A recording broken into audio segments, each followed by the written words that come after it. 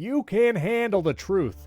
Welcome to Primary Technology, the show about the tech news that matters. Huge show this week. We're reviewing the M4 MacBook Air. Me and Jason have them in hand. I've been testing them.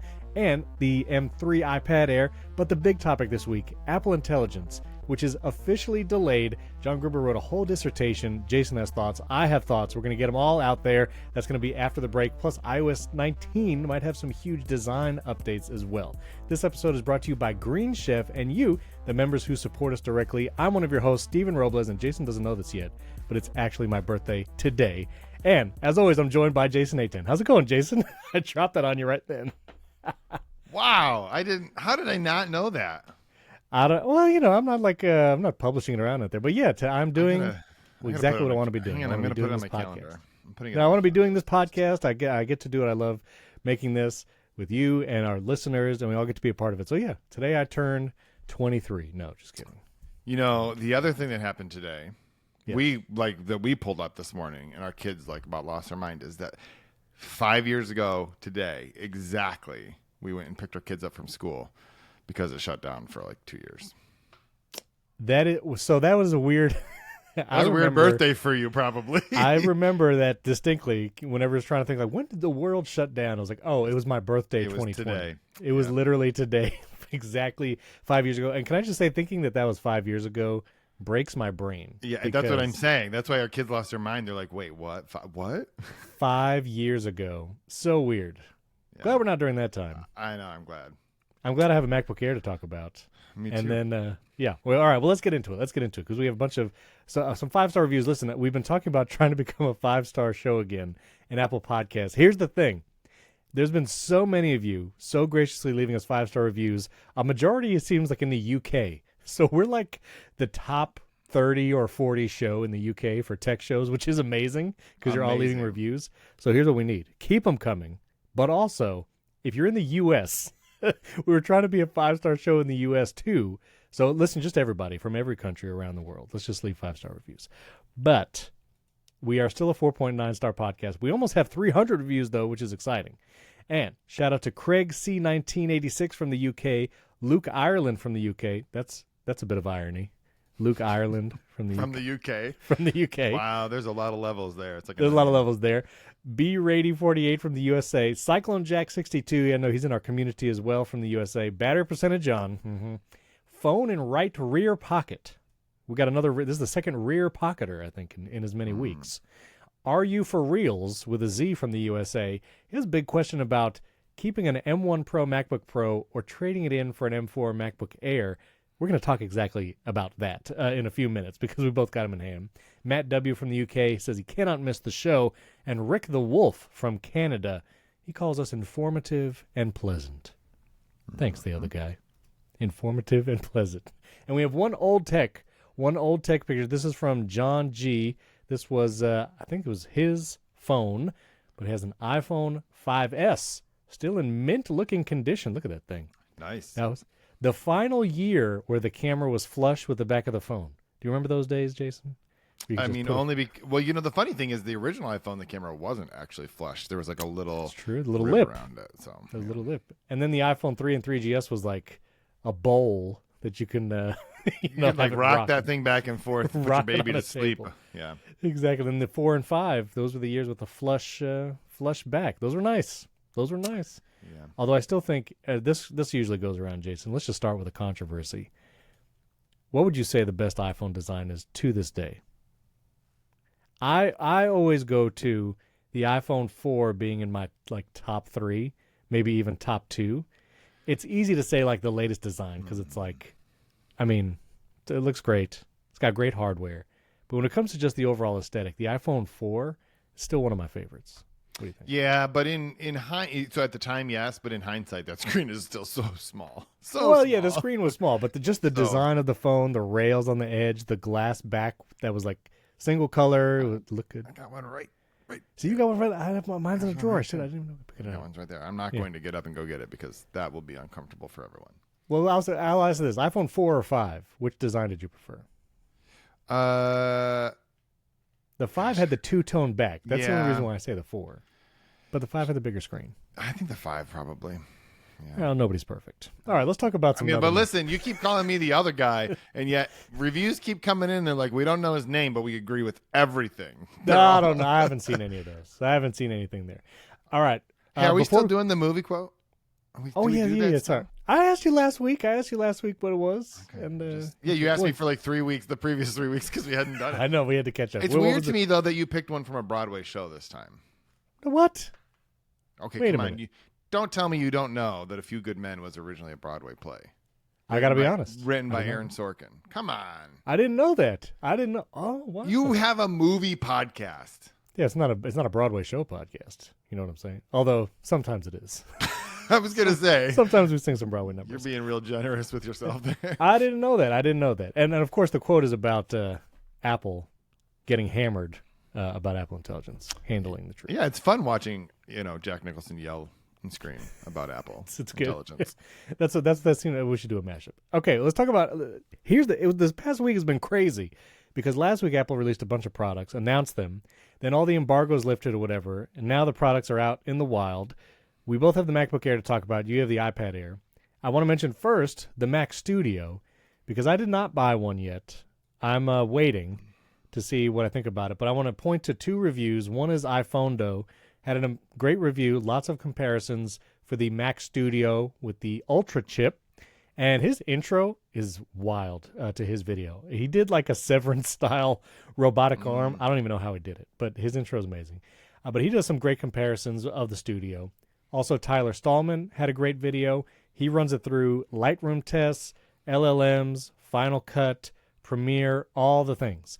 So if you want to learn about the Ultra, like the M3, watch their two videos. And, of course, The Verge has their review where Chris Welch, I believe it is, he puts it through its paces as well. No video, but he talks about it. I mean, basically, the M3 Ultra is ridiculously fast.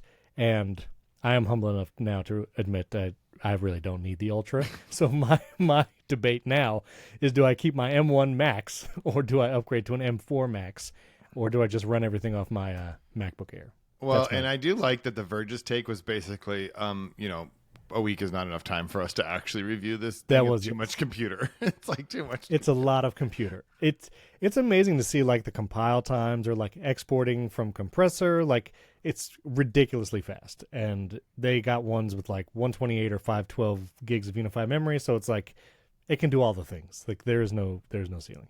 Crazy fast. That's how that goes. Now, a device I do not have, but you have, and you actually wrote about, was the iPad Air, the M3 iPad Air. And, it's unsurprisingly good. Yeah. How is it? Well, I'm curious. First, I wanted to do a little test. I have both an M2 iPad Air from the previous year because I'm really lazy at sending things back, and an M3. And I'm just wondering, can you tell the difference? Now... Can you tell which one is which? Okay, wait. Well, one's upside down, but I think I can still tell. Down? Neither of them. Wait a minute. The logo. Yeah, there you go. Sorry. Well, it rotates, so to me it looked like it was correct because the screen was right. So. Right. Now, one's pink and one's blue, so I assume one's the pink one... purple and one is blue. Oh, excuse me. The purple one, I believe, is the M2. Is that correct? No. The blue one is the M2. The purple... Actually, yeah, you should have known this because last week I said, I hope they send me a sky blue MacBook Air because everything else I have is blue. So, but they're exactly the same as the point. Even the colors are the same. You could buy an M2 in this color. You can buy an M3 in the blue. They're exactly the same. But I think that's fine. Like people complain that there's really no difference between them. There are a couple of very minor differences, but it's only because the M3 can do like more video encoding and ProRes decode, and there's a couple things you get for free. Yeah, you get a couple things for free with the M3. Ray tracing, hardware accelerated ray tracing is on the M3, but that's just because it's on everything with an M3, right? Like it came with that generation. It's great. Like I don't know. There's people are like, well, this is such a boring update. So like, this is what happens when you just make the products a little bit better every year. And I think Apple knows that we have an iPad Air that still has a home button. Okay.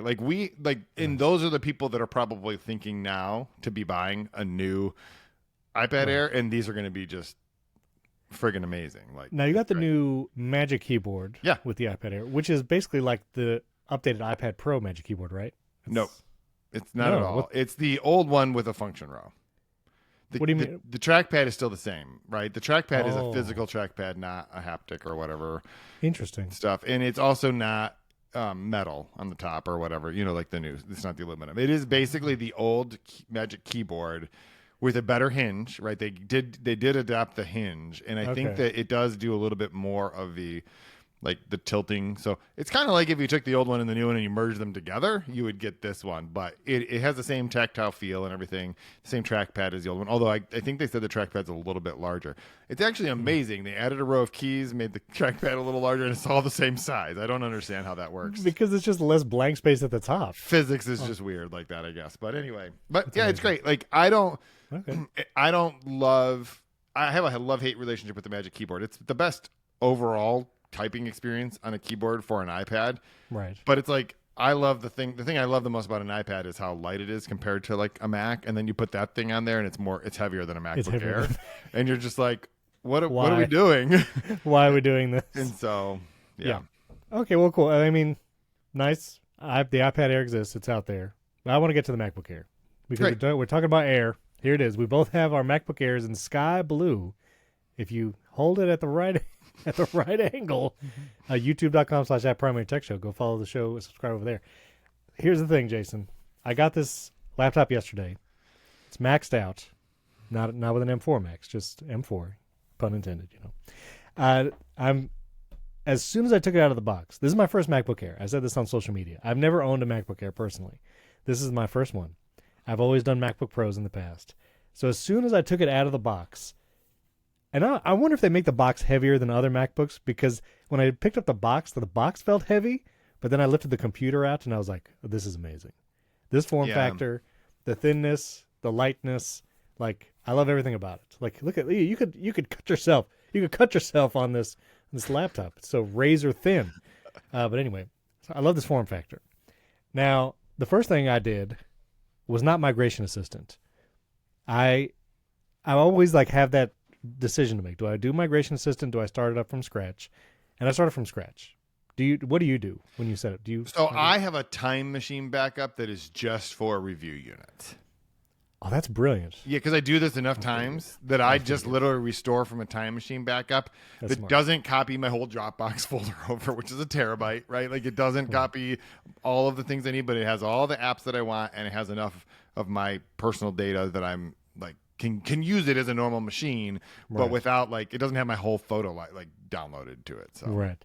That's smart. I was about to do Migration Assistant, and then I saw on my old M3 MacBook Pro, I say old, like a year and a half old, that it had Zoom installed, and I don't need Zoom anymore. I had to have that on there for something else. And so I'm like, I'm not going to do Migration Assistant. that's the reason. That's the reason. But listen, like a focused 45 minutes, and I was actually able to speed run. I should have recorded it. Installing all the apps, moving the license keys, because I try to install the least amount possible. So it's kind of like, you Final Cut compressor, audio hijack, whatever. So anyway, so I did all that. My first concern, because I was going to have them side by side, was the display. And I'm literally staring at my MacBook Pro display, which is the XDR display. Or no, the MacBook Pro, which is the XDR, and then the MacBook Air, which is regular display. Side by side, you notice a little bit of difference. As far as the colors and all of that, it's not a big deal for me, which I was very thankful for. I see the difference, obviously, but it's okay. Brightness is another part of it. I don't think that's going to be an issue. The ProMotion, I felt that a couple times because the MacBook Pro has ProMotion, right? It's got the higher refresh rate. Yep, 120. Yep. So that I felt that a couple times, but not enough to bother me. The bezels on the MacBook Air are a little larger, which it'll be fine. I'm not usually comparing them side by side. But then I was just using it. I used it to edit a video in Final Cut. I exported a video through Compressor. I did my transcriptionist, give it an MP3 file, get the transcript out of it. And yeah, it's a little slower at some tasks than the MacBook Pro, obviously, because it's not a Pro chip. The export through Compressor took a little longer, but it can do all the things I needed to do. And the form factor is wonderful. It's great. It's a great computer. I love it. Yeah, and you have a Mac Studio. And I have a Mac Studio. I mean, this is, I think, the MacBook Air, the only thing I could come up with to talk about was the keyboard, so we can talk about that in just a minute. Yeah. But it's amazing. I think that but it's like, it's been amazing for a very long time. Even the last Intel MacBook Air was amazing, right? It just wasn't very powerful, but that wasn't Apple's fault. But the M1, the M2, the M3, the M4, this laptop has been fantastic for a very long time. And in fact, I had an M4 MacBook Pro base model so I was in with 16 gigs of memory. Like, I was able to compare them. And if you think about it, like, Apple is selling this computer with a better display and more ports as a pro device, right? Like, essentially that's what's happening. And so if you're willing to give up the ProMotion, the mini LED backlit display, if you give up a couple, one HDMI port, an HDMI port, a SD card slot, and one USB-C port, right? Or Thunderbolt port. If you're willing to give those things up, this is like, you can save yourself $1,000 or whatever once you start configuring them. Like, this is a great device for most people, and it has the benefit of being so incredibly thin and light. And it doesn't seem like it should make that much of a difference, but it feels like there's a threshold at somewhere around like 2.5 pounds that once you go over that, it's like, now I can feel like I'm carrying a thing. And once you're under that, it's like, it's like, oh yeah, this is great. In fact, there were times I was carrying around this laptop over the last couple of days that I had to like check. Is it in there? Did I forget it? In there? And the crazy thing about that is I've been using a MacBook Air for most of my professional life. I've been using an M3 Max MacBook Pro for a little while now, but the MacBook Air has always been, my favorite. And the fact that you can run an M4 and essentially do all of the things that you might want to do on your laptop is pretty amazing. It's amazing. It is amazing the weight difference. Because do you have a 14-inch MacBook Pro that you can compare? Yeah. Like, it is wild, the weight difference. When seemingly, like, just looking at them, you would think these shouldn't be that different in weight. And I need to look up the exact weights. And obviously it is thinner. So I guess that's battery, I guess, that's taking up the ports, maybe, like the I/O stuff. But it is, noticeably lighter. And that makes it way easier throwing it in a bag, just carrying it out to the patio and working out there. It's been great. And it's like, I don't know if they'll ever be able to get that much thinner. Those USB-C ports are like almost at the edge there, right, of the bottom side. Well, you saw what they did with the 13-inch iPad Pro, which is literally the width of the USB-C port. Right, so they got a little bit of work they could do on that. But that is true. I will say I missed, or I was expecting MacBook Air to be etched on the bottom. So if you have a MacBook Pro, it actually has MacBook Pro etched into the bottom of the thing, but they didn't do that for the MacBook Air. Is it too thin? No, and they eliminated it on the on the M1. It used to be right under the display, right? And they eliminated that as well. So yeah, I just I don't know. Maybe it's too thin. If they etch it in, they have to like sacrifice something. I don't know. It's like Bono. You don't need the name. You just know. You just know who it is.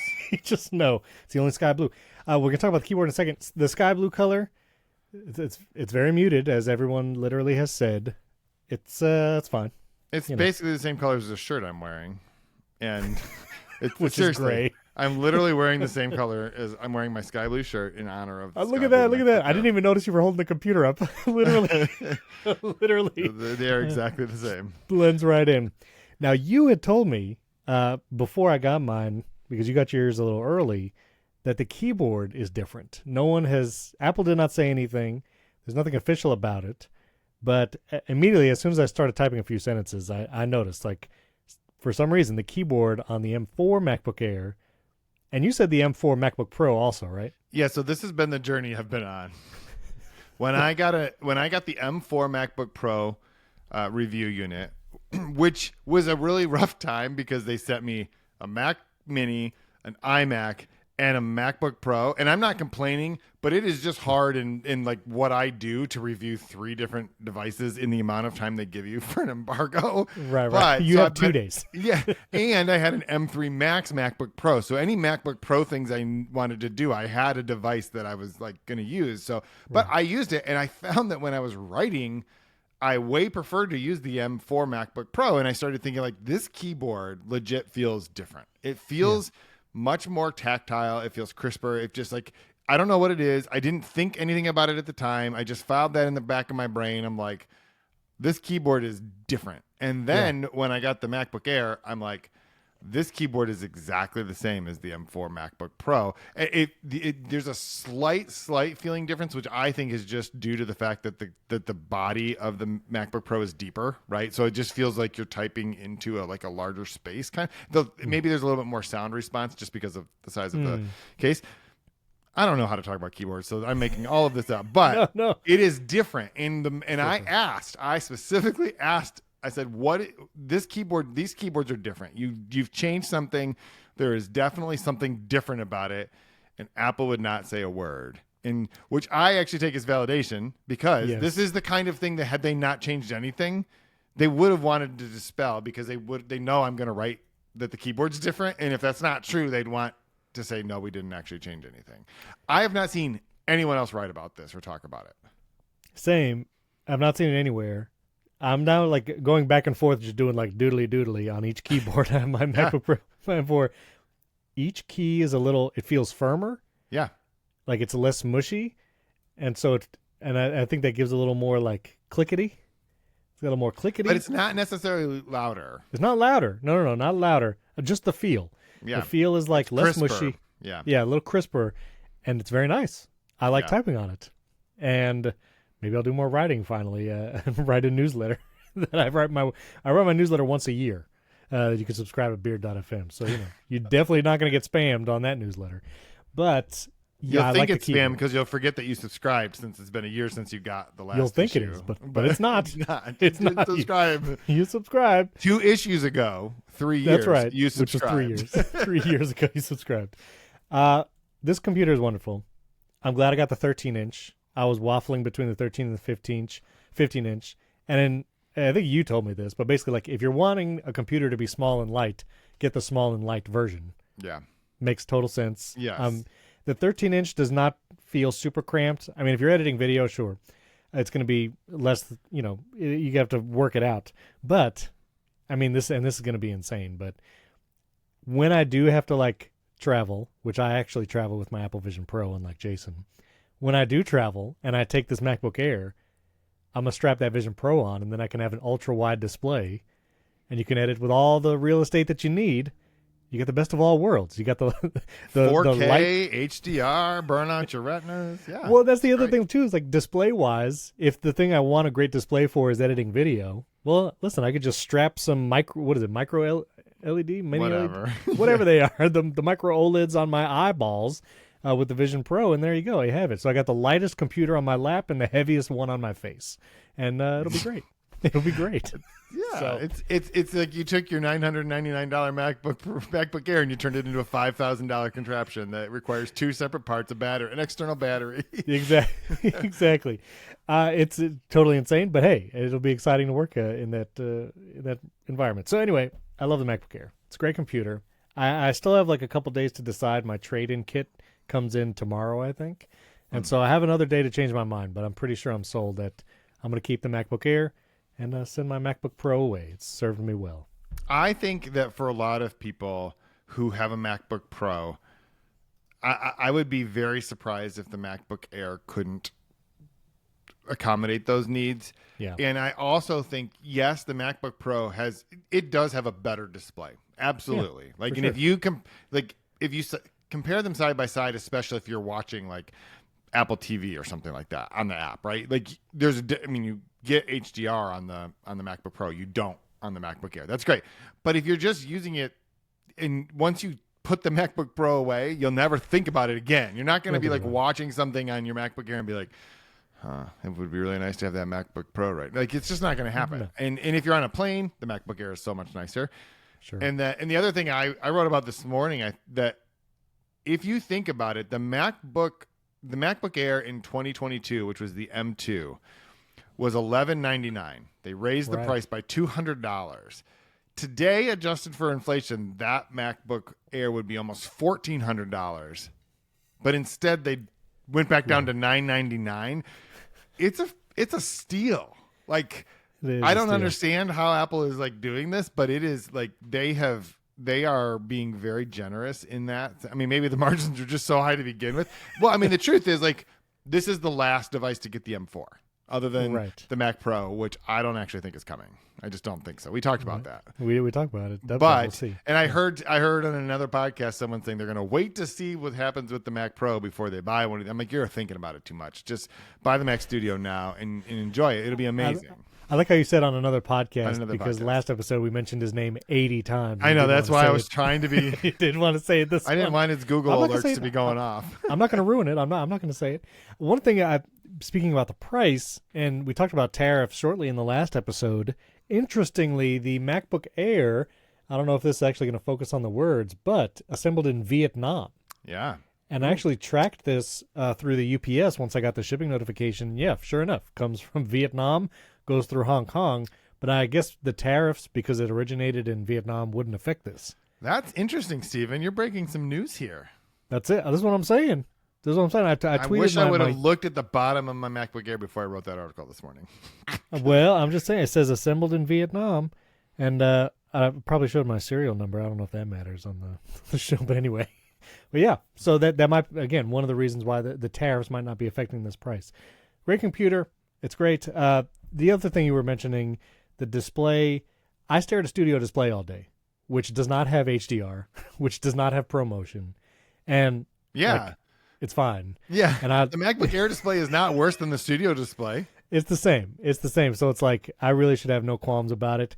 And honestly, the best display Apple makes right now of all their devices, Quinn Nelson said this on social media yesterday, it's actually the iPad Pro, the tandem OLED. Oh, absolutely. 100%. This is the best display. And I have one of those already. And so if I really want just the best display so I can watch a scene from Interstellar, which I don't do regularly, but if I wanted to, and I just want to see the best display that Apple has to offer, well, I have that. It's the iPad. And you have So- that Vision Pro thing, which is also a pretty darn good display. It's not quite as good as the iPad Pro, I don't think. But the nice more thing fun, about the MacBook Air compared to your studio display is that the webcam is about 17,000 times better. And it's not even great, but it is so much better than the studio display webcam. I logged on to this to record this podcast with Steven, and it was on the studio display, and Steven's like, you should go back to bed. Like, what's wrong with you? If Jason's video when he first joined, I was like, what is going on? I was like, the white balance is off. Your background I was in a looked dark weird. cave. Yeah, it was real dark. Everything's fuzzy. It was just because it was using it was a studio display camera. Yeah, It's 'cause- absolutely. Yeah. Yeah, continuity camera. Listen, if you're going to do any kind of video content, yes, use continuity camera with an iPhone way more than the studio display. I said that right in my review. I'm like, everything in one little section. I was like, yeah, they updated the camera, but if you need your camera for a lot of things, you probably have an iPhone. Just use that. Right. All right. So that's the MacBook Air. It's great. Leave us questions in the community post, social.primarytech.fm. We had some new members recently join, which is awesome. Over like 200 something people there. And we are almost at 2,000 subscribers on YouTube, which is amazing. So listen, today's my birthday, not to pull that card, but why don't you go over to YouTube, youtube.com/@primarytechshow, go subscribe. And a couple quick news stories before we get to this long. Listen, we're going to go do a deep dive. A lot of people enjoy the deep dives, and I have a whole extra note that I have not put in our shared notes, so Jason can't see it. I have a whole note about Apple Intelligence, and it's about to go off. But hold on, before you move to like the software things. I know you glazed over the Mac Studio, but I discovered something that I did not review a Mac Studio. They only send me things with the word Air in them. I mean Pro, I guess. They send me Pro things too, but they do not send me MacBook Pro. Studio things. Yeah. I got a Studio display. Anyway, okay. I didn't realize this until I was listening. I think it was the most recent episode of Upgrade where John Gruber, foreshadowing, was the guest. And that was a great episode. It was basically an episode of the talk show, but just in the Upgrade feed. But right. the M3 Ultra is not two M3 Max chips, because there are things on that chip that do not exist on the M3 Max, like Thunderbolt 5. Ah. The M3 Max does not have Thunderbolt 5, but the M3 Ultra does. So it is very, so like they were calling it basically the M3.5 Ultra. It's almost like there's something about they couldn't get the M4 Ultra done in time or something like that, but they were able to do this stuff. I just thought that was really interesting. The Max, it is so confusing, but that actually just makes it more confusing because they didn't just have a bunch of M3 Max chips around and like sew them together, because that's how that probably works. There's actually different stuff Needle and on thread. that chip. Yeah. They sew it together. They do. It's just there's a bunch of Well, and that's, I listened to the ATP guys talk about the processes between the M3 and M4 and how 3 nanometer, there's like, different processes in the chip fabrication or whatever.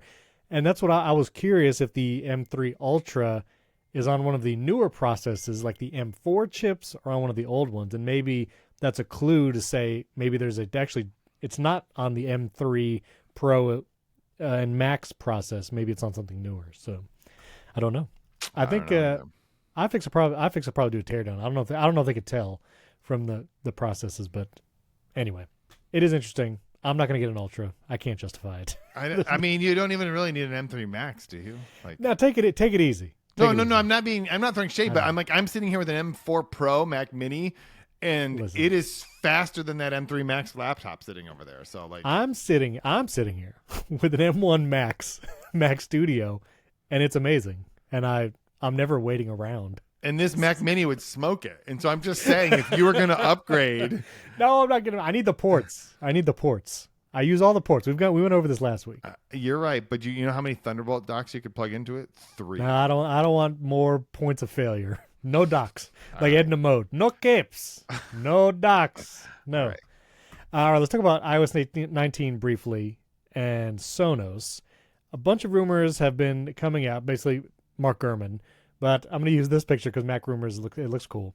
There's this huge thought that iOS 19 is going to be a massive redesign across all of Apple's operating systems, maybe even more than a redesign, but a revamp, changing how they look, making things more consistent, some Vision OS inspiration in the iconography, going to like the little circles and such. Everyone, like Mike Gurman saying, it's going to be the biggest change since iOS 7, which if you remember, if you were around, iOS 7 was the big update from like old school iPhone OS to like more modern. iOS 7 famously was like just wispy everything, could barely read text, hairline thin, back buttons and all of that. But this looks like it's going to be taking a lot of design cues from Vision OS. Listen, this is one way to distract us from Apple Intelligence, but also I just want to see some more bug fixes, hopefully, along with the design changes, because that's what I experience more often. Like, autocorrect just stopping in my text messages and screen time still being woefully bad. That would be nice in addition to a huge redesign. I also feel like when iOS 7 came out, a redesign was needed. Like it was starting to feel pretty dated, especially compared to other mobile operating systems at the time, like the Palm Pre. But I feel like, I don't know, are we clamoring for a redesign? Is this exciting, Jason? I am not. So there are people. There are two camps of people. There are people who think that eventually all technology things should change just so that they'll be different, so that they can like. It's sort of like the endless scroll on Instagram. You need more content to just get that little endorphin thing going on or whatever. Right. I don't like. I hear this about the Apple Watch. People are so insistent that the Apple is going to be a failure if they don't do something to redesign the Apple Watch. And the way I look at it is like, no, the Apple Watch is just the logical end form factor of what that device should be, right? They might make a couple tweaks. They came out with the Ultra. They made the screen a little bit bigger, but I don't think it's ever going to like suddenly be a square with flat sides. Like, well, it's the MacBook Air. Like, what more is going to happen to this computer? Like, right. It is so thin. Like, it is a display, it's a keyboard and trackpad, and some ports. Like, I don't know where this is going to go. No, it's right, exactly. And I don't mean maybe it could conceivably get a little bit thinner, but it doesn't need to. It is the right form factor for this product, and that's great. I mean, the Wedge was great too. I mean, they obviously changed it. The reason though they changed it is because they made the screen a little bit bigger and they stretched it out and they put the notch in and that kind of stuff. So that gave them the opportunity. But I think that when you like look at it, the software, there are things that I think should be different. You mentioned maybe this is just a way to distract all of us from Apple Intelligence. I think the problem is it might be distracting Apple from Apple Intelligence. It's like there's so much resources going to this, and it's like when you think about redesigning software, and I'm not a software engineer, but I feel like this is a pretty general principle.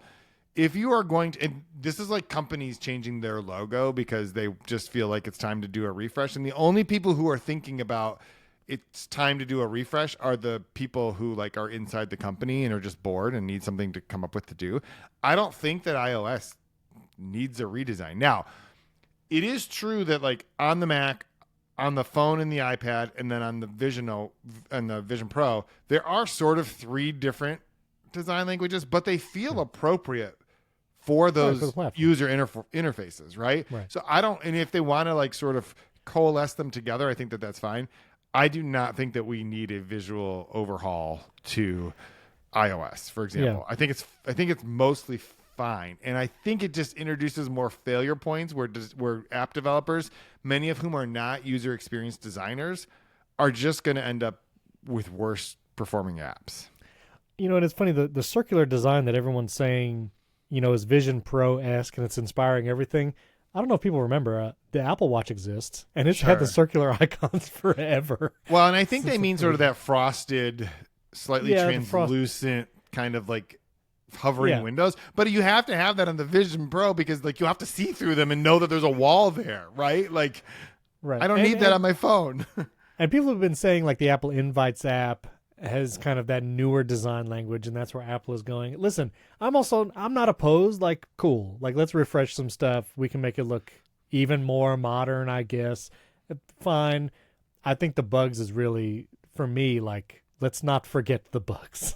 Please. Sure, but you got to ask yourself whether or not the juice is worth the squeeze, because even with iOS 18, I think, what was my phrase? There are people living in my house who were very upset about it, even though there wasn't that much. But the control center was a huge change for someone. If you're used to swiping down and all of a sudden the things you thought you were going to see are in a different place, even if you can rationalize that changes better because someone like Steven can customize it and do all these different things, for the average user, first of all, Steven's not the average user. He's way above average user.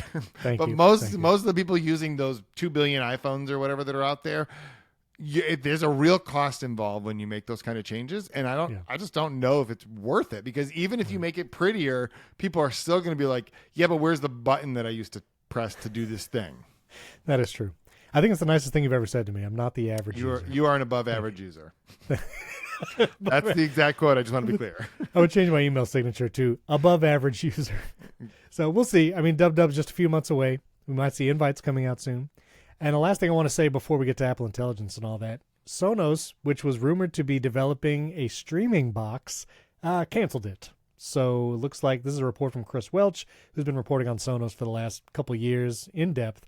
They're not doing it anymore. And I'll be honest, I was a little disappointed. I guess I get to save some money this year and not buy another streaming box. But now less competition for Apple TV, and we don't have another alternative in the marketplace. So I was kind of looking forward to it, but looks like it's not happening. I think this is mostly a function of the fact that right now they have an interim CEO who is trying to get them focused back on the things that actually matter. And maybe that would have been really cool, but this is kind of like the car project. It's not nearly the same scale. But like Apple had a car project, and all of a sudden they're like, "Oh shoot, LLMs! Like, we should probably be focused on that, not doing a car." Where like Sonos, like streaming boxes, none of them are great. The Apple TV is a fantastic. It's way overpowered, like for what you need it to do. Sure. The interface is like fine, right? It's fine. Like I don't know what better interface you're going to get other than just a good voice interaction. Which whatever, we'll talk about that. But I mean, there isn't really a need, because this thing was not going to be cheaper than the Apple TV. Oh, no. Right? So it's not like this is going to fill a spot in the market. You have Roku, Fire, Chromecast at one end, and then you have the Apple TV, and then isn't there like the NVIDIA Shield? Yeah, something like that. And some other probably, bespoke whatever things that like feed the things through the ether or whatever. But like, I don't know. Like, it makes sense to me that this got canceled, because I'm not really sure that it really had a spot. Focusing on what you're doing well. Look at that. Or the things you're already doing terrible. Right. Focus on fixing those things. Yeah. Exactly. Like your app. We're talking about Sonos here. All right. We're going to get to the Apple Intelligence. It's going to be a dissertation. I got some thoughts. He's got feelings. I got feelings. I do. Before we get to that, I want to thank our sponsor for today, which is Green Chef. Green Chef is the #1 meal kit for clean eating. And I have some pictures of a Green Chef meal that I made. I'm going to reveal in a moment. I was excited.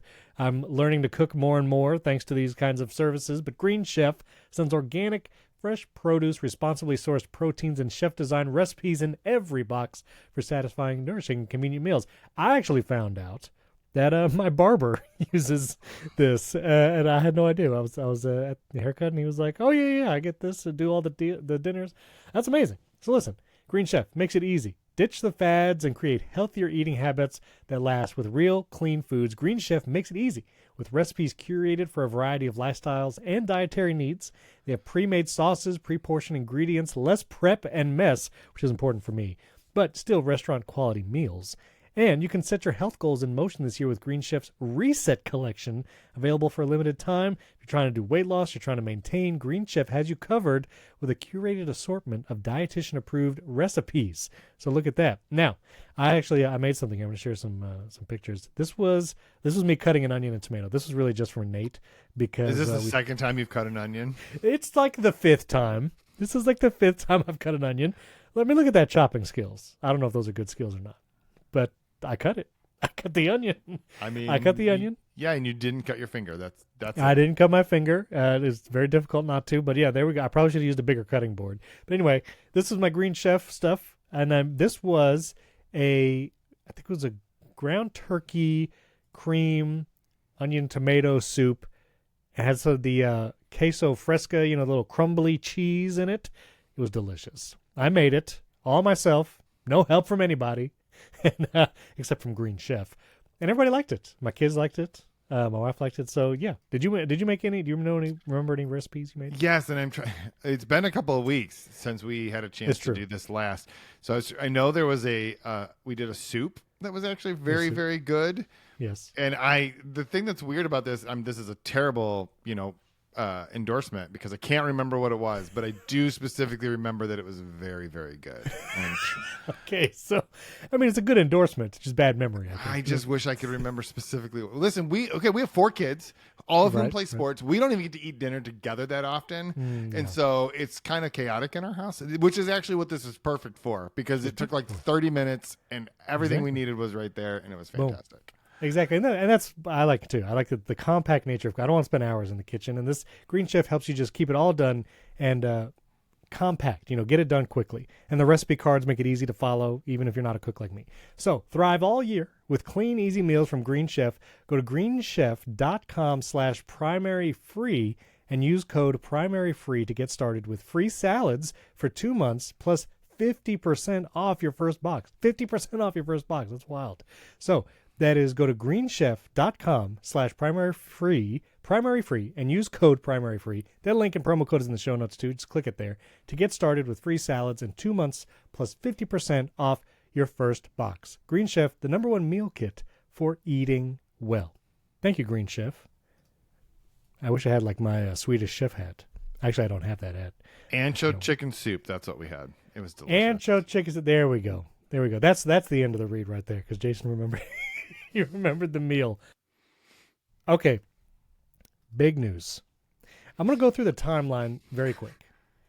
We're going to go through time because as a company would do, if you're going to deliver some bad news, you do it on a Friday at the end of the day. This is what companies do. It's called taking it out with the garbage. Exactly. And that's what happened in a very strange way. Last Friday, the day after we published our last episode, John Gruber at Daring Fireball and 2 other news outlets, Reuters and CNBC, right? CNBC? I think that's correct.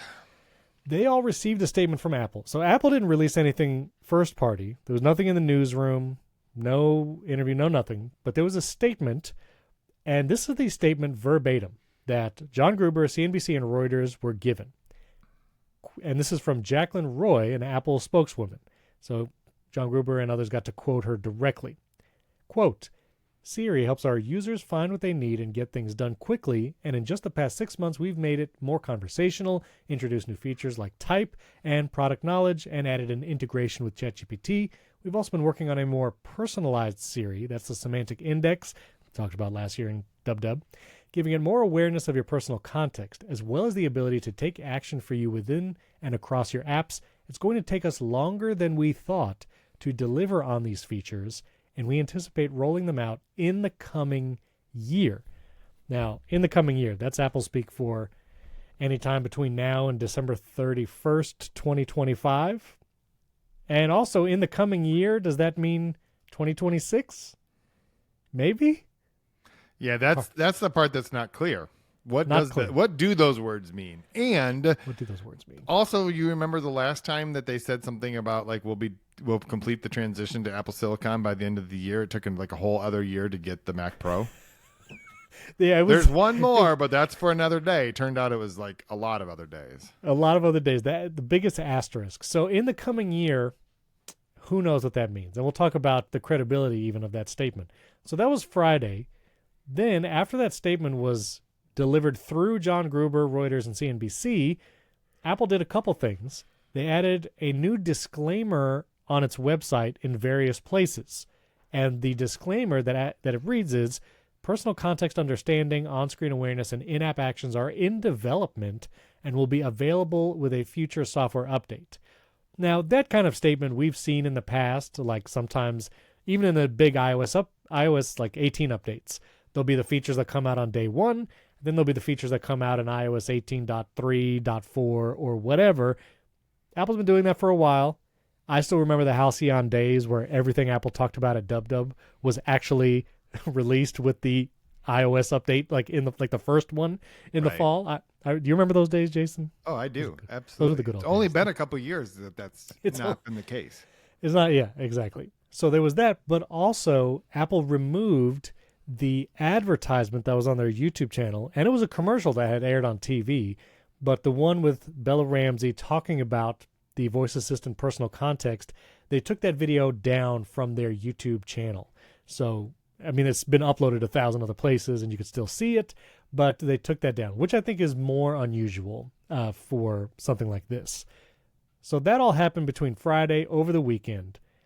And then, conveniently, all the embargoes dropped for their new products. And so Monday through Wednesday of this week, it's all been about the iPad Air, the Mac Studio, the MacBook Air. That's all very exciting.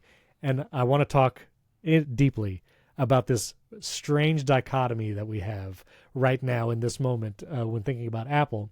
But then just yesterday, Wednesday, John Gruber released basically a dissertation, a very long post on Daring Fireball. It will be linked in the show notes. The title being Something is Rotten in the State of Cupertino. And I'm going to pull some quotes from this in a second. I encourage you to read it. This is an interesting statement for a lot of reasons. This basically what he's talking about is Apple's credibility has taken a serious hit from the promises it made last year at WWDC, the promises it continued to make all the way through the iPhone 16 launch. I actually have a clip I want to play from that event because Craig Federighi is in the event video talking about personal context and how it's coming soon. And John Gruber makes some salient points about he should have, and he's basically getting on himself too, should have called this out as vaporware from the beginning, mostly because demos of that personal context voice assistant, which I'm going to say voice assistant from now on, so because I set off my own HomePod a second ago, but there were no actual demos of those features in person for the briefings. Apple Intelligence briefings included Genmoji, Image Playgrounds, the writing tools, ChatGPT integration, but all of the personal context, which is like the big update to the voice assistant that should have been coming, those were never really demoed, even in person at DubDub or in the basically year hence. And he's basically saying that Apple has promised these things, has talked about them multiple times, again reiterating them at other events like the iPhone 16 event, and has failed to deliver on those promises. So that was just yesterday. Thinking about the source, like John Gruber, if you follow his work, as many of you probably do, he is typically very defending of Apple's choices. Even at times when it feels like Apple has made a decision to, remove a product or feature or something like that, he's quick to talk about the reasoning Apple has behind a change that they made. And he's critical when there's problems too. This one, I think, being the most surprising. I mean, he had harsh words for Apple. And so a couple of quotes from his article. John Gruber says, quote, "Apple's credibility is now damaged. Careers will end before Apple might ever return to the level of, if they say it, you can believe it credibility the company had earned at the start of June 2024, basically before DubDub and when they announced all this." Another quote, The fiasco is that Apple pitched a story that wasn't true, one that some people within the company surely understood wasn't true, and they set a course based on that. And then he goes on to say, you can stretch the truth and maintain credibility, but you can't maintain credibility with BS. Gruber uses the full word, but I don't want an explicit tag. And the more personalized voice assistant features, it turns out, were BS. Final quote I'll read. John Gruber harkens back to the Mobile Me days when Steve Jobs called a meeting and was basically like, WTF, what is Mobile Me supposed to even do? It doesn't do that. What are we doing? And John Gruber says, quote, Tim Cook should have already held a meeting like that to address and rectify this Siri and Apple Intelligence debacle. If such a meeting hasn't yet occurred or doesn't happen soon, then I fear that's all she wrote. The ride is over. When mediocrity, excuses, and BS take root, they take over. A culture of excellence, accountability, and integrity cannot abide the acceptance of any of those things and will quickly collapse upon itself with the acceptance of all three. I encourage you to read Gruber's entire article because he makes some great points. But again, that is some harsh words about the most valuable and profitable company in the world, saying that the ride is over and now mediocrity has entered. And we're talking about just Apple Intelligence and the voice assistant contextual awareness specifically. So this was quite a bomb that he dropped yesterday. I have some thoughts on this, but I want to pause for a second if you wanted to interject anything to set this up before we move on. Yeah, a couple of things. So I was thinking after I read this, and I've listened to Gruber talk about this on 2 podcasts now. He talked about it on Dithering, which is the twice a week 15-minute podcast he does with Ben Thompson.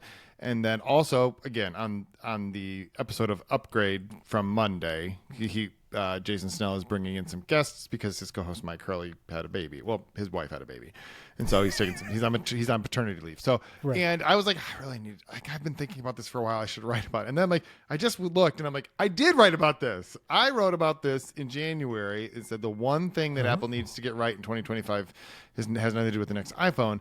And the part that I just would point out is it's like the second to last paragraph. I said the point here is Apple has to get this right this coming year.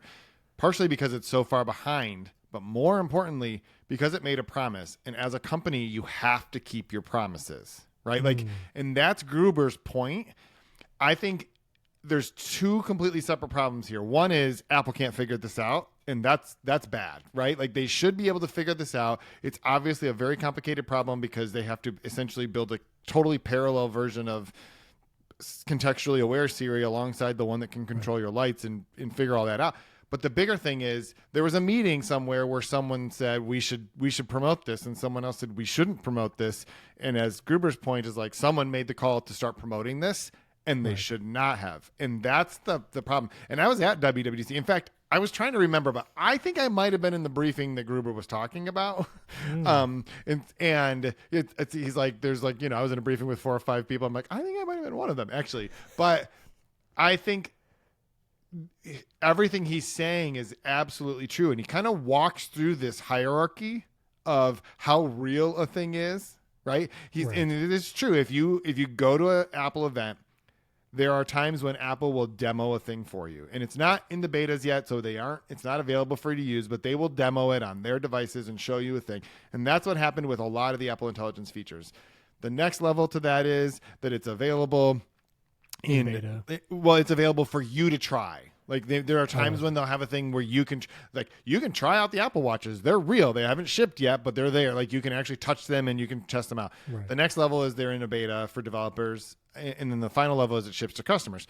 And what he is saying is all of these contextually aware Siri things were level 0 because they didn't even do demos for us. They were just in a video, right? Like it's just all like vaporware, like he said, but the only demo of it, and actually the one thing I feel like I really got wrong in that article that I wrote was I said they needed to deliver all of the things they demoed, and I agree with Gruber, they didn't actually demo, but I mean what I was referring to is like they showed them off in the keynote, right? But they didn't actually do demos of it, and I think the real problem here is not just that Apple is so far behind in delivering this, because nobody else has delivered this stuff yet either, right? No one else has really delivered this. Right.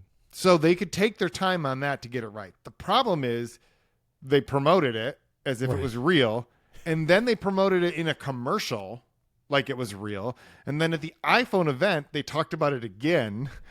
And Snoop Dogg is in so many ads talking about well, but T-Mobile even just and Apple. you're going to show a clip of Craig Federighi talking about it again at the iPhone event.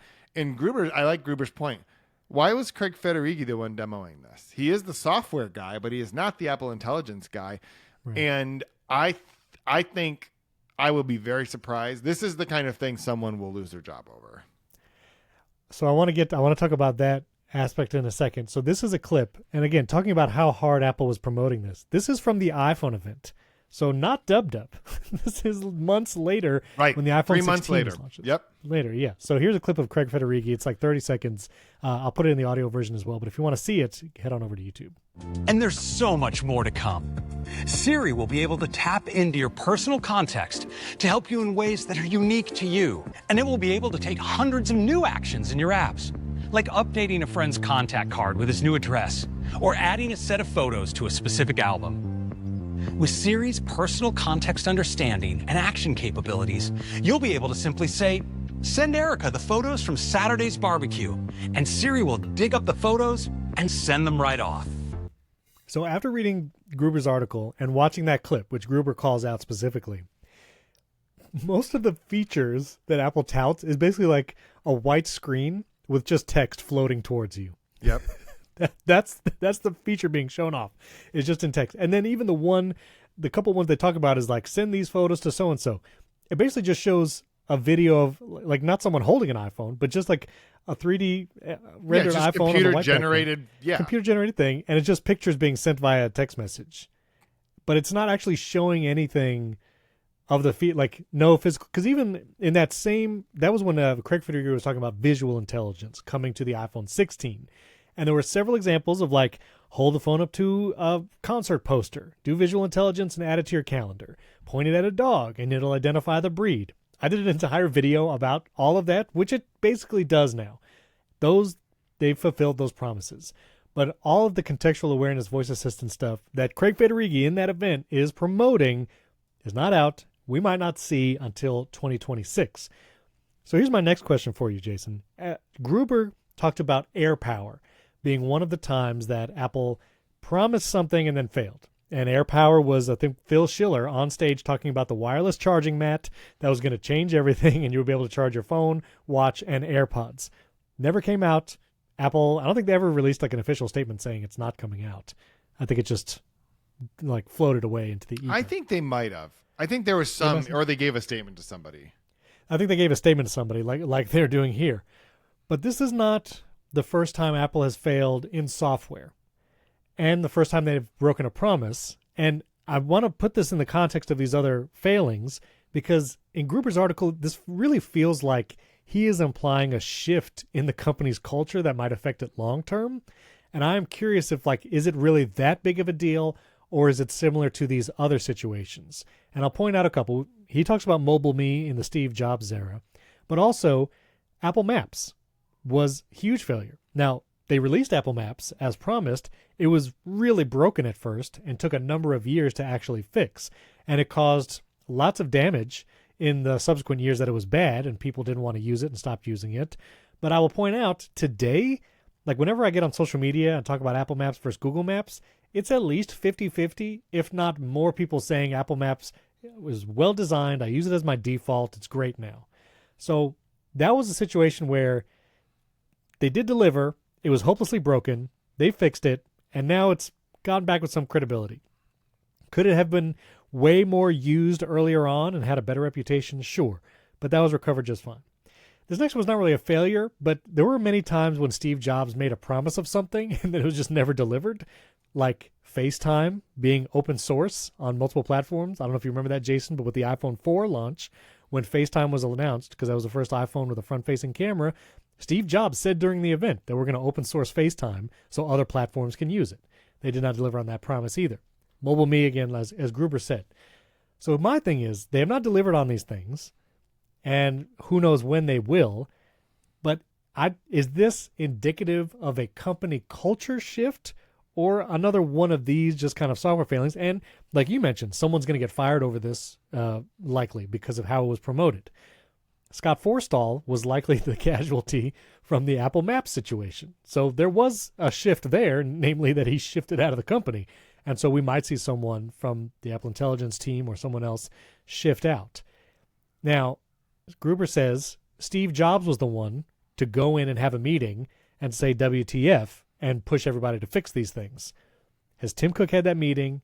Is he one who can have that meeting? Or is it Craig Federighi or something else? But how do you put those past failings in perspective, and what other thoughts do you have? Yeah, so I think the Mobile Me one is interesting because that wasn't like they said this service will do email, but it doesn't. Right, and they didn't demo you sending emails with Mobile Me, but that's actually just not a real thing. It was poorly designed, and they just had to fix a bunch of the back end stuff. But it still did email, which was the thing they said it would do. It just didn't always deliver them to you. So like it wasn't bad, but that was a situation where he's like, you have to fix this. Someone had to come in and say he had to put the pressure on those people to deliver the thing that they had promised so that it would happen. I am sure like there are plenty of, stories, maybe some of them are apocryphal, I don't know, about Tim Cook, like, get on a plane, why are you still here kind of thing, like go fix the assembly line kind of thing. Right. I don't think Tim Cook has a problem with that. What I do think has happened, because I can remember WWDC, I think it was the year the Vision Pro was announced, so what is that, like 2 years ago now? That'd be 2023, yeah. And so this was like in the heat of the LLM craze, and Apple did not use the word AI once. Not a single time. In fact, they didn't use it until that fall when they rolled out the MacBook Pros at the Scary Fast event, right? That was these are the first devices designed for AI. Whatever. Yeah, exactly. Although it's funny because I'm not even going to go there because it was off the record. So anyway, but I just think it's interesting how they can, wordsmith some of those things. But I think then you notice like they realized at that moment, like, we have to do something. Because we are the largest company in the world, and our market cap is based on the fact that the iPhone is the most dominant consumer product in the world. And if these chatbots and these generative AI tools and these LLMs take hold somewhere else that is at risk, we have to be seen as doing something. And so they did. So they started trying to figure it out. They were way, way, way behind, and they started making forward promises that and the point I think that Gruber's making, and I would agree, isn't that they shouldn't have been working on it or even talking about the idea that and eventually what we hope to be able to do is this. It's the fact that they showed what looked like those features when those features were not real, right?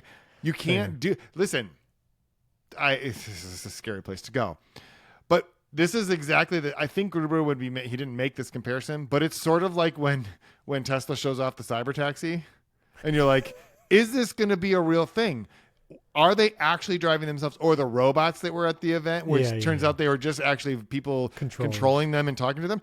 That's like, and you look at Tesla and you're like, okay, fine, whatever. Like that's kind of their thing. Right. They just say things and whatever. Maybe they make some of them happen. Apple, that is not the reputation Apple wants to have. And I think Gruber's pointing like, if you start to shift where it's like, okay, we'll just promise a thing and then we'll figure out how to make it true later. That's a very dangerous place to be. And if you're doing that because you feel the pressure of we're so far behind, we have to make fetch happen, and you can't, right? Then you shouldn't be making those promises, because as a company, you have to keep your promises. It doesn't mean that sometimes you can't keep your promise because a thing goes badly. You should be very careful about how you make that promise in the first place. The AirPower is a good example. It's like, we just can't figure this out, and it's not a high enough priority for us to continue investing in this. So we hope to do it. We're just not. Right. So my last couple thoughts on this. How much does it even matter to the real world? And I say the real world meaning outside of the tech bubble. Because when I think about what makes Apple profitable, it's selling hardware. And in this very moment where we had just a slew of new Macs, like we just gushed over a new Mac. We just talked about the new Mac. Basically the old Mac with a new color and a new chip. But we gushed about it because it's amazing.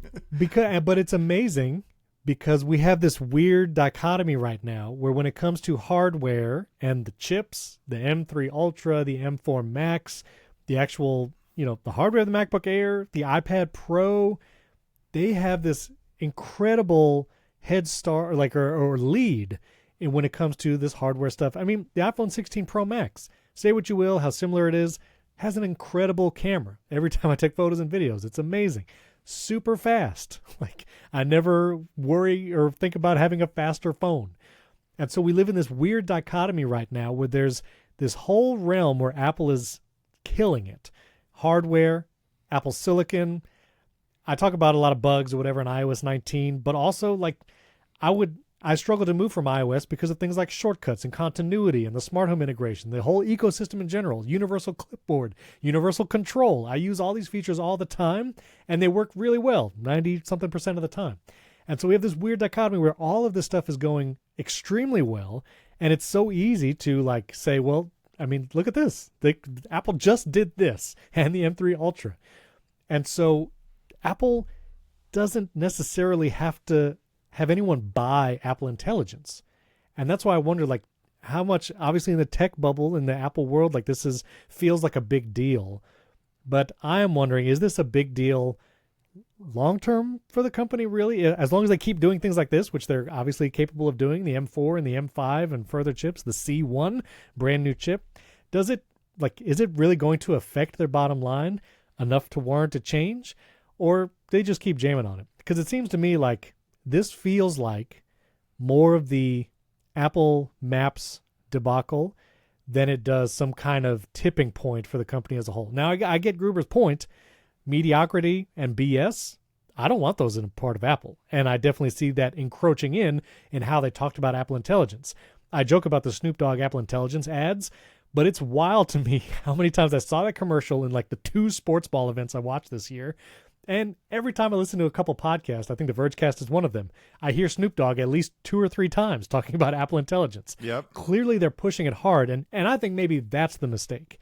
They're pushing it hard because they want to be in the AI conversation, but they're pushing it hard when there's nothing really to push. They're pushing writing tools and summaries for notifications, which is laughably whatever, like no one cares. I think they should have just not pushed it as hard. Obviously, they should not have promised something that is not close to ready, but I also think in this weird dichotomy, like their hardware and other stuff is still going so well. I don't know if this is the shift of it. Like, I don't know if this is like, red flags. I mean, it is a red flag, but I don't know if this is like companies going down kind of thing. I think they need to get their act together in this one area, namely the voice assistant contextual awareness. And then I think, 2 or 3 years from now, maybe it won't be an issue, but I don't know. How should I think about it? Yeah. Okay. That's fair. Yes, the hardware's great. I think when there was this like very contentious period when Twitter became X, and there was a lot of changes happening, and some of those, and what happened was people used the example of like, well, Elon Musk has been so successful. I'm sorry for keeping him up, but I think there's actually a good parallel here at rocket ships and at electric cars and all of these things where there are physical limitations. Having someone who is like breakthrough, figure it out, whatever, but there is still literally the laws of physics involved, right? There are constraints on that. There is not just an unlimited blue sky of, no pun intended, of like possibility when it comes to putting a rocket into space, right? There are laws of gravity and whatever that you have to work on, but software, that's not true. You can literally just screw it up as badly as you want because there's no friction involved in doing that. It's just typing code or whatever. So I think the same thing is parallel with hardware versus some of these promises in this area. I think Gruber's point, there's 2 things. And I'm not as mad as he is because I have not had nearly the long-standing relationship with Apple and career covering it the way he has. But I think to some extent there are people in the media who right now feel used and bamboozled because it's like in many cases, the reason that Apple does those demos, the reason they do those things is because that's the funnel at which they disseminate this kind of information. And so they are so careful at planting exactly the information that they want for you to be talking about. And I think that in some places it feels very wrong to be like, I don't know that I definitely don't feel this as strongly as he does because again, Gruber knows all these people way back. Like he knows the players, the Phil Schillers on a first name basis, the Craig Federighi's on a first name basis. He's had them on his show. He has met them. Yeah. He's had he has had conversations with Steve Jobs. Like, it's a very different category of someone covering this kind of thing. So I think there's that. I think it's personal. He's like, I should have seen this. I was blinded by the show that they put on, and I took it at face value, which I thought I could do, but apparently I can't do that. So there's that. But the other piece that he points out is this idea that there were people inside the company who 100% knew they should not be talking about it the way that they were. Right. And those people were overruled. And that, I think, is what he means by this shift of that's not the Apple that I thought we knew, because someone, presumably Tim Cook, was like, no, green light the marketing plan. We've got to do this. And there's people who are like, yeah, but it can't do any of those things. We can't even demo them yet for the press. We can't even show them on a real device doing the things. We are so far away from being able to deliver on this that it's irresponsible to be showing this stuff. And they're like, do it anyway. I think that's the piece that he points out. Here's what I think would be viable for them to do. As was with the CSAM and some of those privacy and security concerns that, again, Apple promised a thing, said it was coming out, rolled it back, and said, actually, we're not going to do that. Craig Federighi, do it with Joanna Stern, whoever, do it with us. We'll do an interview with you, Craig Federighi. Absolutely. We will have you on the show. And just say, listen, we're trying to make this the most private and secure AI assistant possible. And it's taking way longer than we thought. And so right now, you can integrate ChatGPT directly with your voice assistant. And we have all the best LLM apps and services. You have it on your iPhone already. You can get the Perplexity app, Claude, ChatGPT. You can already do those things on this phone. And it's not like even Amazon with their Alexa Plus, which I already returned that Echo show because I couldn't stand all the ads. Like, they promised a bunch of stuff. Who knows what it'll be when it comes out?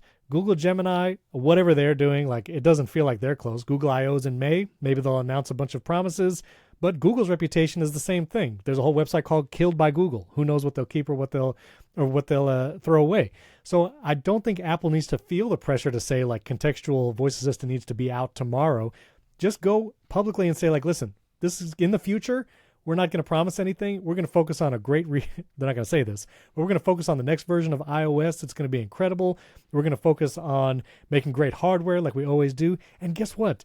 People can buy the hardware that they sell right now and still use all of the amazing LLMs that other companies are doing really well at, that Apple doesn't have to do anything. They just have the apps on the phone. And that's the dominancy of the iPhone, means you can access all the best of the AIs and the LLMs on this device, just like you could if it was a contextual aware Apple Intelligence. And they don't, like, people are going to buy this phone either way. So anyway. You know what they should have done is in October of 2022 when ChatGPT took off? I think that sounds about right. Yeah. They should have, like, the next morning got up and bought Anthropic. Like, just insta buy. Just find the best one that's not OpenAI, find it, and just instantly just take it. Yeah. Like, do it, because they can't even the largest company in the world can't buy these companies now.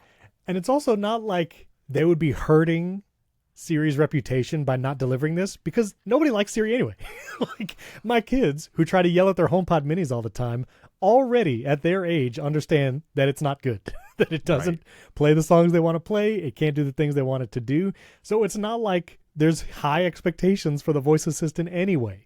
Just maybe make it good at what it's supposed to be doing right now and then worry about the contextual awareness later.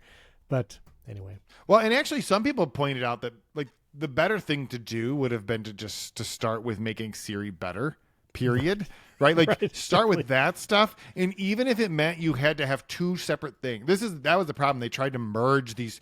It's like you're trying to merge, like, a mainframe thing with an iPhone's guts. Like, it's like these are completely incompatible to the way that they're doing it, right? And you're right, because the Verge, they pointed out that, like, a lot of the stuff that Amazon demoed at their recent Alexa Plus thing, like, is this all just vaporware? Because you just said send a Uber to pick up my friend at the airport, which is not a thing you can tell even an LLM, because there's way too many considerations there. So, like, is that even real? You're insisting that this is real, but, like, you can't just do that. Steven, if you fly into town, I'm not going to just shout at my Echo, pick up my friend at the airport. Yeah, like, what airport, what terminal, what friend? How does my friend know where to find it? What device should I get the location for? How do I know? Exactly. And how does my friend even know that there's an Uber coming to get him? How do they communicate with the Uber driver when they're at the wrong pickup place? Anyway, so, like, all of these things. But I think the difference is you look at Amazon and you're like, didn't they announce like a drone that flies around your house a couple years ago? Like people look at that and you're like, whatever. Vaporwave. But Apple was promising the most significant shift to how you merge voice assistants and LLMs, right? That no one else could do. Right? Google could do this because they make Android fine. But Google has other things, like Android is a much smaller part of its overall business considerations, right? Right? It's a search engine. That's fine. Also, nobody uses their first-party phone, so they still have to work with Samsung or whoever to try and get that integrated. True. So anyway, yeah. So Apple, keep your promises. A. B. Don't make promises you can't keep. Absolutely. How about that? All right. In more exciting news, Pocket Cast is now on the web for everybody. I sent you a link from it yesterday. I have the link. I went to Pocket. No. I mean, I sent you a Pocket Cast from the web link. Oh, yesterday. That's right. You shared something. Yes, that was nice. So Pocket Cast. Listen, I use Apple Podcasts, but Pocket Cast is still the best podcast app. Just throw that out there. All right, I got worked up there, Jason.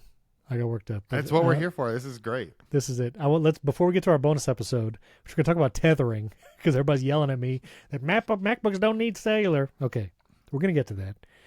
But for our personal tech, I got a harrowing message in my Files app the other day. I opened the Files app on my iPhone, and it said iCloud storage is almost full. I have 4 terabytes of iCloud storage, Jason. 4 terabytes. What are you doing? Listen, here's the thing. A long time back in the day, or at least I went all in on iCloud Drive. I don't use Dropbox. I don't use Google Drive on my stuff. I just use iCloud for everything. And I also share it with 5 other people. So there's 6 people total sharing this iCloud storage. And when I opened the Files app, I saw this message, which I had never seen before, which is terrifying. And then I looked at who's using all the space. I'm using 2.1 terabytes of everything.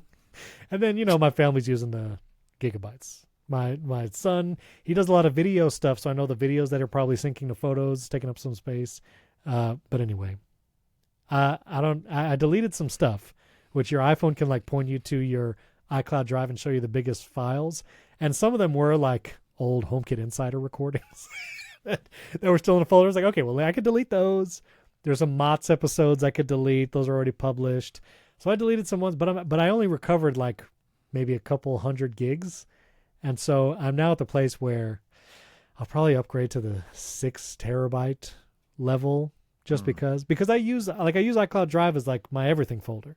I use my documents folder on my Mac to where I pretty much put everything except video files and raw audio files. This way it's available everywhere.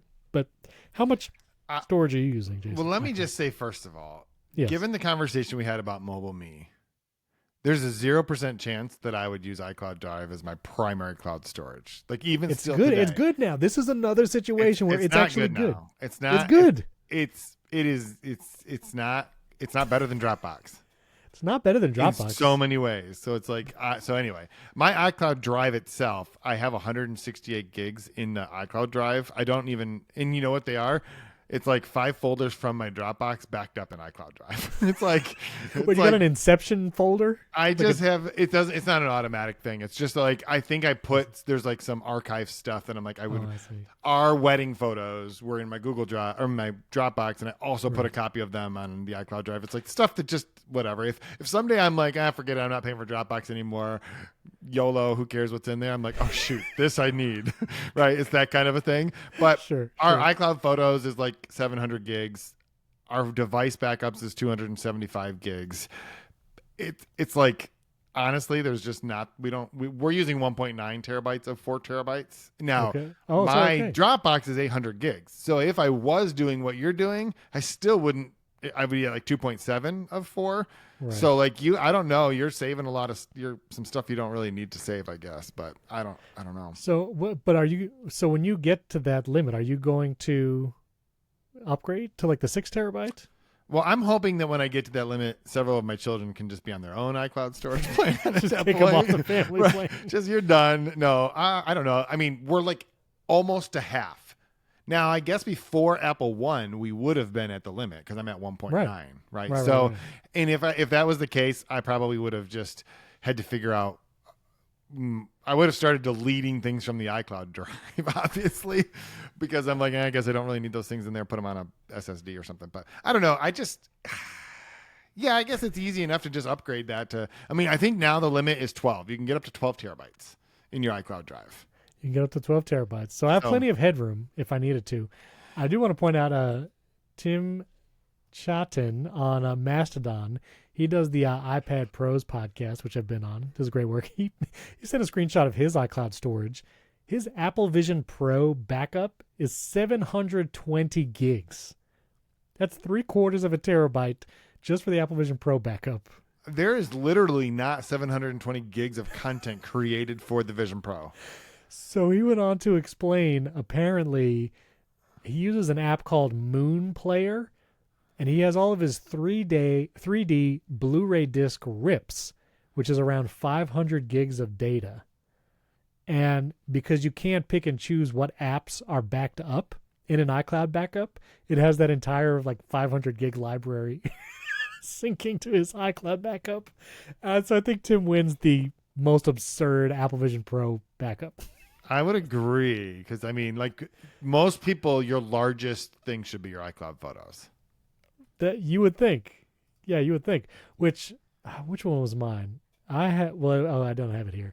I think mine was iCloud Drive was my biggest one, and then photos, I think. But anyway, I'm probably going to upgrade to the 6 terabytes. Just do it. We actually have hard drive hygiene as another personal tech segment for another day. That's another day. It is nice, though, that you can just kind of do this as you go, right? So you get 2 terabytes if you subscribe to Apple One, and then we pay for the additional 2 terabytes of iCloud Plus, and then you can just be like, okay, I just need more, and So actually, this is interesting. I don't think you can get 6. You would get 8. I'll get 8. So there's iCloud Plus with 2 terabytes, iCloud Plus with 6 terabytes, iCloud Plus with 12 terabytes. But I think you still keep the 2 that come with Apple One. Right, correct. So you would actually have 4, 8, or 14. Now hold on. Now hold on a second. I might upgrade this right now, live on the show. It is a hefty increase. But I mean, honestly, 6 terabytes of storage for $29.99 a month is actually not that bad. Back in the day, it used to be crazy. So right now I'm paying $10 a month just for the extra 2 terabytes on top of my Apple One. If I want to get the 6 terabytes, it says 6 right here. Oh, no. Because you still have 2, right? It says your total storage will be 8 terabytes. Right. Man. Your total storage. So that would be another $20 for 4 more terabytes. Because I have 4 terabytes right now, paying $10 a month. Yep. If I pay 30, an extra $20 a month, I'd have 8 terabytes. I'm literally about to do this right now. I'm literally about to do this right now. 6 terabytes for a total of 8 terabytes of storage. I just tapped buy. Here we go. Yep. I'm buying it. I now have 8 terabytes of iCloud storage, and I never have to think about it again for another couple of years. I mean, the things that we're willing to throw money at to avoid pop-up warnings on our devices. I just, there it is, storage upgraded. There just you go. as proof. I now have 8 terabytes of storage. This is a very expensive personal tech section. I haven't bought a Mac Studio yet, though. Oh, now see, this is why I do it. So now I can look at this line graph in my settings. Look at all that space. Except for it says you're only using 3.6 terabytes, which is because I deleted a bunch of stuff. I deleted a bunch of stuff. And here's the thing. I was deleting big files, and I have one Pixelmator project that is like my thumbnail Pixelmator project for YouTube. And I have a bunch of assets in there that I'll reuse sometimes, like the Apple Home tag and the Made from MagSafe tag. And as I was deleting big files trying to save space, I accidentally deleted that one. Thankfully, it was still in my trash, so I was able to put it back and recover it. But I was very sad for a moment when I thought I lost it. That's why I don't like deleting stuff. I might be a minimalist in the real life, but I'm a digital pack rat. I want it all. I want to keep it all. And now I can because I have 8 terabytes of iCloud storage. That's amazing. You just literally doubled your iCloud storage. Wow. And listen, Apple didn't have to do anything to make the voice assistant contextually aware for me to spend more money just for iCloud storage. And I struggle to get people to convince people to pay for 200 gigs just so their phone could be backed up. Well, you don't have to do that anymore now. They'll give it to you for free for a phone back for to upgrade your phone to the next one. Oh, right? I Like see. so they'll give you a free backup so you can transfer it. But you're right, you don't get that backup like on an ongoing basis. Right. Yeah. All right. I want to talk about hotspotting versus built-in cellular. We're going to do that for our bonus episode. A couple things. Of course, leave us a 5-star rating and review, especially if you're in the U.S. so we can get us 5-star rating. But any country, I would love to read reviews from all over the place. Cambodia, from Germany, from wherever. Would love to read them. Peru, Brazil, everywhere. So leave us a 5-star rating and review in Apple Podcasts. We'd appreciate it. Go subscribe for my birthday to our YouTube channel, youtube.com/@primarytechshow. Let's get to 2,000 today. I think we're like 40 or 50 away. Like we can do it. Let's do that. I'm gonna call some people. Hang on. Yeah, go call some people. Send an email list, and then we appreciate that you listen. If you want to support the show and get the bonus episodes and an ad-free version, primarytech.fm. Click bonus episodes. You can get it there, and you'll get an ad-free version of the video. I've been doing that every week, and you'll get the bonus episode via video as well. And that's primarytech.fm. Click bonus episodes. We're gonna go talk about Hotspot. Thanks for listening. Thanks for watching. We'll catch you next time.